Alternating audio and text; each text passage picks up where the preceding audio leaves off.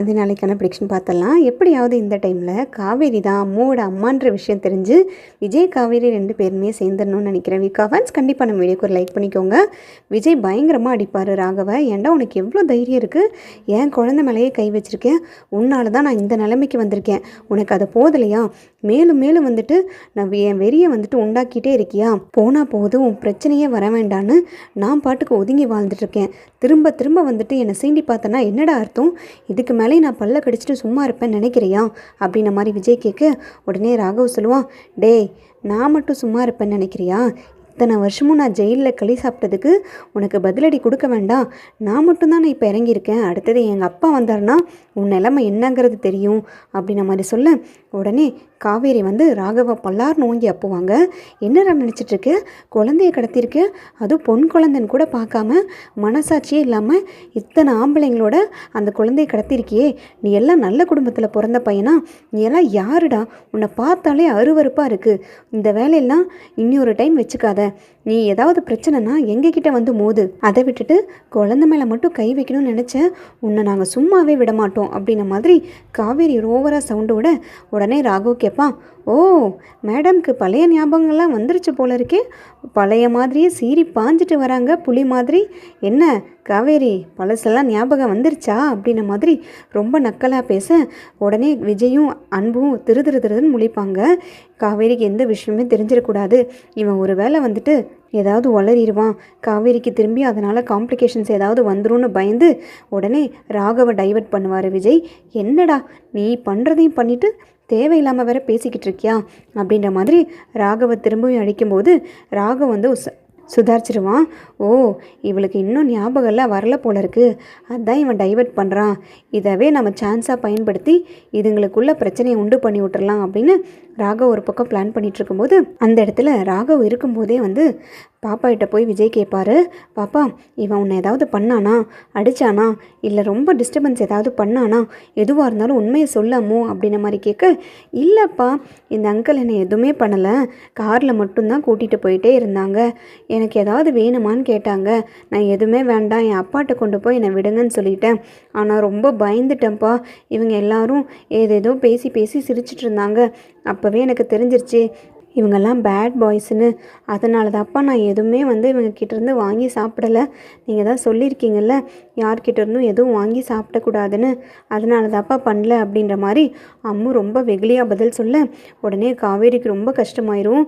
இது எல்லாத்துக்கும் காரணம் நான் தான் அம்மு, உன்னை இந்த அளவுக்கு கஷ்டப்படுத்திட்டேன், நான் மன்னிச்சிடமோ, உன்னை விட்டு நான் இனிமேல் எங்கேயுமே போக மாட்டேன் அப்படின்ன மாதிரி சொல்ல, ஏன் மிஸ் நீங்கள் என்கிட்ட வந்து பேசவே இல்லை, நான் தான் சொன்னல அப்பா இன்றைக்கி வரமாட்டாங்க, உங்கள் வீட்டுக்கு தான் நான் வருவேன்னு, ஏன் மிஸ் என்னை விட்டுட்டே போயிட்டீங்க, என் மேலே இன்னும் உங்களுக்கு கோவமா அப்படின்ன மாதிரி கேட்க காவேரி பயங்கரமாக அழுதுருவாங்க. உடனே இல்லைம்மா எனக்கு எந்த கோவமும் கிடையாது, எனக்கு என் மேலே தான் கோவம், இந்த மாதிரி உனக்கு இவ்வளோ பெரிய கஷ்டத்தை கொடுத்துட்டேன்னு அப்படின்ன மாதிரி சொல்ல ராகவ் பயங்கரமாக சிரிப்பான். ஓ என்னடா நடக்குது இங்கே, இந்த குழந்தை என்னடா மிஸ்ஸுங்குது, இவன் என்னடா நான் பாசத்தை புளியரா, என்ன விஜய் என்ன எல்லாத்தையும் மறந்துட்டாங்க போல இருக்கே, அது எப்படி விஜய், என்ன எப்படி மறக்க முடியும், இவங்க இந்த நிலைமைக்கு வந்ததுக்கு காரணமே நான் தானே, அதுக்குள்ளே இதெல்லாம் எப்படி விஜய் மறந்தா, அவள் தான் மறந்துருந்தாலும் இந்த ராகவை பற்றி அருமை பெருமையெல்லாம் நீங்கள் சொல்லியிருக்கணும்ல அப்படின்ன மாதிரி ராகவ் இந்த டாபிக் ஆரம்பிக்க உடனே காவேரி போயிட்டு கேட்பாங்க, ஏய் என்னடா பேசிக்கிட்டு இருக்க, எனக்கு ஞாபகம் மறதியானது எனக்கு பிரச்சனையானதெல்லாம் உனக்கு எப்படி தெரியும் அப்படின்ன மாதிரி காவேரி அவன் சட்டையை பிடிச்சி கேட்க, ஏய் என்னடி எல்லாம் உனக்கு மறந்துருச்சா, நீ இப்போ ஞாபகமே இல்லாமல் பைத்தியக்காரி மாதிரி இங்கே நிற்கிறேன்னா அதுக்கு காரணமே நானும் என் அப்பாவும் தான், உனக்கு லாரி ஆக்சிடெண்ட் பண்ணி உன் மூளையை குழப்பி விட்டதே நாங்கள் தானே அப்படின்ன மாதிரி சொல்ல காவேரிக்கு அப்படியே ஒரு நிமிஷம் ஷாக் ஆயிரும், தலையை பிடிச்சிட்டு அப்படியே உட்காந்துருவாங்க. பொறுக்கி ராஸ்கல் என்ன சொல்கிற, எனக்கு ஆக்சிடெண்ட் பண்ணது நீயா, எனக்கு எதுக்காக நீ ஆக்சிடெண்ட் பண்ண அப்படின்ன மாதிரி காவேரி கேட்க, உங்கள் 2 பேத்துக்கு தாண்டி நான் பிளான் பண்ணேன், இந்த ஆள் எப்படியோ தப்பிச்சிட்டான், நீ தான் மாட்டிக்கிட்ட, பரவாயில்ல நீ ஒரே அடியாக செத்துருந்தா கூட எனக்கு அவ்வளோ சந்தோஷமாக இருந்திருக்காது, ஆனால் இப்போ மண்டையெல்லாம் குழம்பி மூளையெல்லாம் குழம்பி இப்படி அப்பாவி மாதிரி நீ பேசுகிற பற்றியா, அதுதான் எனக்கு இன்னுமே பிடிச்சிருக்கு, ஆனாலும் உன் திமிர் மட்டும் இன்னும் குறையவே இல்லை, பழைய எப்படி திமிரு இருந்துச்சோ அதே திமிரு கொஞ்சம் கூட குறையாமல் என்னையவே சட்டையை பிடிக்கிற அளவுக்கு வந்துட்டேன், இன்னொரு ஆக்சிடெண்ட்டை பண்ணிட வேண்டியதான் அப்படின்ன மாதிரி ராகவ் ரொம்ப திமிரா பதில் சொல்ல, ஏய் கை வச்சிருவியா? இதுக்கு மேலே வந்துட்டு நீ என் குடும்பத்தை டச் பண்ணிடுவியா அப்படின்ன மாதிரி சொல்ல கரெக்டாக வந்துட்டு விஜய் சொல்லுவார், சித்தப்பா நீங்கள் உடனே போலீஸ்க்கு கால் பண்ணுங்கள், இப்படியே அவன்கிட்ட பேசிகிட்டு இருந்தாலாம் சரிப்பட்டு வராது அப்படின்ன மாதிரி சொல்ல, ஓ உன் பொண்டாட்டி உன் பிள்ளையெல்லாம் உன் பக்கத்தில் இருக்காங்கன்ற தைரியத்தில் நீ பேசிக்கிட்டு இருக்கியா? உன் குடும்பத்தை வேரோடு அழிக்காமல் விட மாட்டேன் அப்படின்ன மாதிரி ராகு சேலஞ்ச் பண்ண உடனே காவேரி போய் கேட்பாங்க, என்ன உளறிக்கிட்டு இருக்க? நீ என்ன பேசுகிறேன்னு எனக்கு சுத்தமாக புரியல. நான் என்ன இதுக்கு பொண்டாட்டின்னு சொல்லிட்டு இருக்கேன்? உனக்கு கொஞ்சமாவது அறிவு இருக்கா? சந்தேகப்பட்டு பேசுகிறேன்ற பேரில் இப்படி கம்பேர் பண்ணி பேசுகிறேன்ற பேரில் எங்கள் 2 பேர்த்தையும் சேர்த்து வச்சு பேசிகிட்டு இருக்க. நான் வந்து அம்மாவோட கிளாஸ் டீச்சர், அவ்வளோதான். அதுக்காக நீ எங்களை ஃபேமிலி மாதிரி நினச்சிலாம் பேசிகிட்டு இருக்க வேண்டாம் அப்படின்ன மாதிரி சொல்ல டக்குன்னு வந்துட்டு போலீஸ் வந்துடுவாங்க. ராகவ் வாயெடுப்பான், விஜயோட பொண்டாட்டியே நீ தான் அப்படின்ன மாதிரி சொல்லலான்னு வாயெடுக்கும்போது போலீஸ் வந்ததுமே அப்படியே ஸ்டாப் பண்ணிடுவான். சார் வாங்க சார், வாங்க சார், இவனை பிடிச்சிட்டு உடனே போங்க. இவன் தான் என் குழந்தையை கடத்தியிருக்கான். இவனை முதல்ல பிடிச்சி உள்ளே போடுங்க. மேற்கொண்டு என்ன பண்ணணுன்றதை நான் பார்த்துட்றேன். இதுக்கு மேலே இவன் எனக்கு டிஸ்டர்பன்ஸாக இருந்தான்னா நான் கண்டிப்பாக என்ன பண்ணுவேனே தெரியாது அப்படின்ன மாதிரி விஜய் சொல்ல உடனே அந்த ஸ்பாட்லேயே எல்லாத்தையுமே அள்ளி போட்டுட்டு போலீஸ் போயிடுவாங்க. உடனே ராகவ் சொல்லிட்டு போப்பான், கூடிய சீக்கிரம் இருடா, உனக்கு வேட்டு வைக்கிறேன். இவ தான் உன் பொண்டாட்டிங்கிறது அவளுக்கே தெரியாதா? தெரியாமல் தான் இவ்வளோ சவுண்ட் விட்டுருக்காளா? தெரியறதுக்கு முன்னாடியே இப்போ இவ்வளோ பேச்சு பேசுகிறாளே. நீங்கள் 2 பேரும் புருஷன் பொண்டாட்டி. இந்த குழந்தை தான் அவளோட குழந்தைன்னு தெரிஞ்சதுன்னா அவள் என்னெல்லாம் பண்ணுவா. அவளை சும்மாவே விட மாட்டேன். உங்களுக்கு இனிமேல் கெட்ட நேரம் ஸ்டார்ட் ஆயிடுச்சுன்னு நினச்சிக்கோ. என்ன என்னால் எதுவும் பண்ண முடியாதுன்னு நினைக்கிறியா? இல்லை நான் பண்ணதெல்லாம் மறந்துட்டு நீ பேசிகிட்டு இருக்கிறியா அப்படின்ன மாதிரி கேட்டுகிட்டே சவால் விட்டுட்டு ராகவ் போயிடுவான். உடனே அந்த டைமில் பார்த்தீங்கன்னா விஜய்க்கு ஒரு மாதிரி வேர்த்துரும். இவன் வந்துட்டு சும்மா இருக்க மாட்டான் போல இருக்கே. இதுக்கு மேலே என் குழந்தை மேலே அவன் கை வச்சானா அவனை நம்ம சும்மாவே விடக்கூடாது. இவ்வளோ நாள் இவனை சாதாரணமாக எடை போட்டு வச்சுருந்ததுனால தான் நானும் காவேரியும் அந்தளவுக்கு பாதிக்கப்பட்டோம். இதுக்கு மேலே இவனை சாதாரணமாக டீல் பண்ணோம், நம்ம குழந்தைக்கும் பிரச்சனையாகும். இவனுக்கு ஒரு வழி பண்ணணும் அப்படின்ன மாதிரி மனசுக்குள்ளே நினச்சிட்டு இருக்கும்போது கரெக்டாக காவேரி போய் விஜய்கிட்டையும் அன்பு சித்தப்பாட்டையும் கேட்பாங்க, இவன் என்ன சார் உளறிட்டு இருக்கான்? எனக்கு ஒன்றுமே புரியல. நம்மளை ஃபேமிலின்னு நினச்சி பேசிகிட்டு இருக்கான் போல இருக்குது. ஆனாலும் உங்கள் 2 பேர்த்துக்கும் ஆக்சிடெண்ட் ஆச்சு, உனக்கு மறந்துட்டியா? நீ இந்த நிலைமையில் இருக்கிறதுக்கு காரணமே நான் தான். அப்படி இப்படி நீ என்னென்னமோ அவன் உளறிக்கிட்டு இருக்கானே, உங்களுக்கு அதை பற்றி ஏதாவது தெரியுமா? எனக்குமே இவனை எங்கேயோ பார்த்த மாதிரியே தெரியுது. அந்த பசுபதியும் ராகவும் எனங்களுக்குமே நிறைய பிரச்சனை பண்ணியிருக்காங்கன்னு அம்மா சொல்லிக்கிட்டே இருப்பாங்க. எனக்கு என்னமோ இவன் சொல்கிறது கொஞ்சம் சிங்க் ஆகிற மாதிரி இருக்குது. ஆனால் எனக்கு கிளியராக எதுவும் புரிய மாட்டேங்குது சார். உங்களுக்கு தெரிஞ்சதுன்னா சொல்லுங்கள் அப்படின்ன மாதிரி கேட்க, மிஸ் அதெல்லாம் நம்ம போய் வீட்டில் பேசிக்கலாம், முதல்ல இப்போ வாங்க அப்படின்ன மாதிரி சொல்ல உடனே அந்த டைமில் பார்த்தீங்கன்னா, மிஸ் நீங்கள் உங்கள் வீட்டுக்கு போய்க்கோங்க, நான் ட்ராப் பண்ணிடுறேன். நைட்டு அம்மா வேறு உங்களை பாவம் எதிர்பார்த்துட்ருப்பாங்க, அவங்களும் அங்கே பதட்டத்தில் தான் இருப்பாங்க. நாங்கள் உங்களை வீட்டில் ட்ராப் பண்ணிவிட்டு நாங்கள் போயிடுறோம் அப்படின்ன மாதிரி சொல்ல முதல்ல நம்ம அம்மாவை போய் எங்கள் அம்மாட்டையும் காமிச்சிடலாம் சார். அவங்களுமே ரொம்ப எதிர்பார்த்து தான் உட்காந்துட்ருக்காங்க. அம்மாவுக்கு என்னாச்சோ ஏதாச்சோன்னு ரொம்ப கதறி கதறி அழுதுட்ருக்காங்க. இவங்க ஏன் இப்படி பண்ணுறாங்கன்னே தெரில சார் அப்படின்ன மாதிரி சொல்ல உடனே விஜய் மனசுக்குள்ளே நினைப்பார், பாட்டிக்கு இந்த பதட்டம் கூட இல்லாமல் இருக்குமா அப்படின்ன மாதிரி யோசிச்சுட்டு, சரி மிஸ் முதல்ல உங்கள் வீட்டுக்கு போயிட்டு அதுக்கப்புறமா நாங்கள் வீட்டுக்கு போய்க்கிறோம் அப்படின்ன மாதிரி விஜய் சொல்ல உடனே அன்பு சித்தப்பா சொல்லுவார், விஜய் நீ போய் அந்த அம்மாட்ட காமிச்சிட்டு வா குழந்தைய, நான் நம்ம வீட்டுக்கு போகிறேன், கார் வர சொல்லிட்டேன்னு சொல்லிட்டு இருக்கும்போது கரெக்டாக காரும் வந்துடும். அந்த காரில் அன்பு ஏறி போயிடுவார். இந்த காரில் விஜய் காவேரி குழந்தை 3 பேருமே போவாங்க. அந்த டைமில் பார்த்தீங்கன்னா அம்முக்கிட்ட காவேரி ரொம்ப நேரம் பேசிகிட்டே போவாங்க.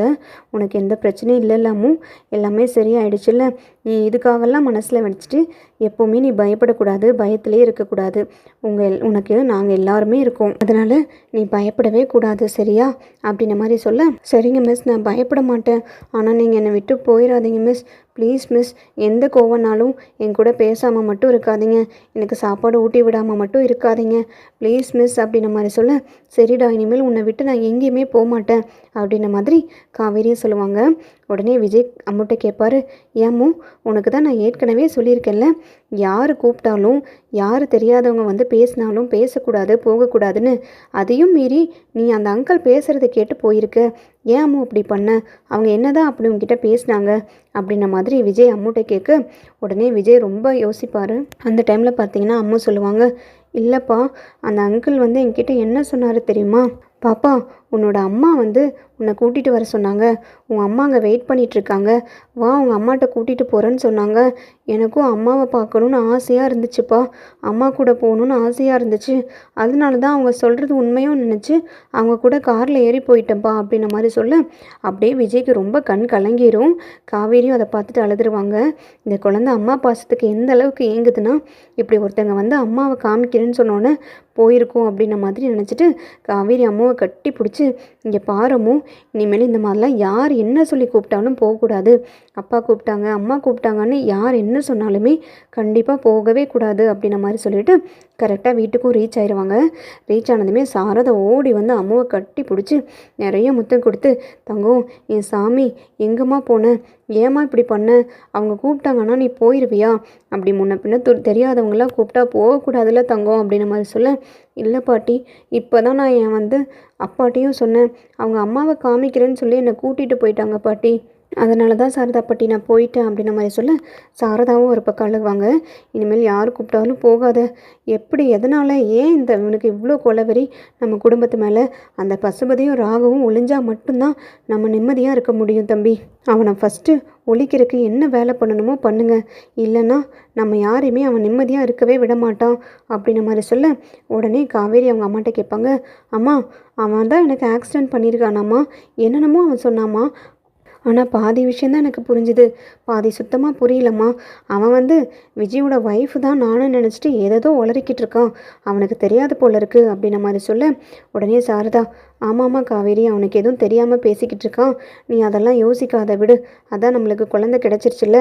இன்னொரு டைம் வந்து நீ ஸ்கூலில் வந்து பிரின்ஸிபல் சொன்னாங்க, அந்த டீச்சர் சொன்னாங்க, இந்த டீச்சர் சொன்னாங்க, என்னை வந்து திட்டினாங்க, நீ அம்மு கூட வந்து க்ளோஸாக இருக்கக்கூடாதுன்னு சொன்னாங்கன்னு சொல்லிட்டு நீ அம்முவை தனியாக விட்ட, உனக்கு அந்த வேலையே வேண்டாம். இப்போ நான் சொல்கிறேன் கேட்டுக்கோ, உனக்கு வந்து அந்த வேலை வேணுமா இல்லை அம்மு வேணுமான்னு சொல்லி கேட்டாங்கன்னா நீ இந்த குழந்தைக்கு தாண்டி முக்கியத்துவம் கொடுக்கணும். என் பேச்சை மீறி ஏதாவது பண்ணணும்னு நினச்ச நான் கண்காணாத இடத்துக்கு போயிடுவேன். நான் முக்கியமாக இல்லை உனக்கு உன் வேலை முக்கியமாக நீயே முடிவு பண்ணிக்கோ, அவ்வளோதான் சொல்லுவேன். நீ ஒரு நாளைக்கு இந்த மாதிரி பண்ணதுனாலேயே குழந்தை இந்த அளவுக்கு கஷ்டப்பட்டிருக்கு.